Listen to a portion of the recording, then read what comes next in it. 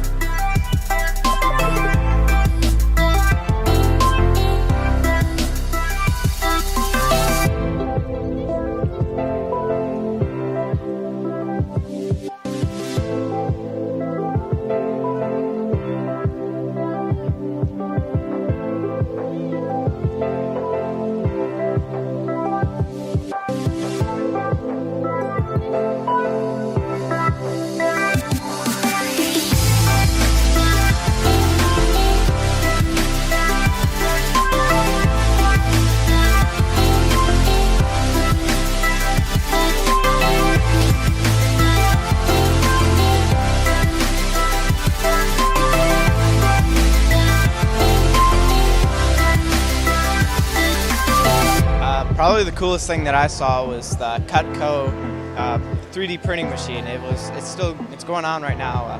I'm not sure what they're making, but all the little things that they had made with it, those were pretty cool. The air gas place was cool too. They had a welding simulator, and it had like a VR welding headset, and they had some welding stuff sitting around.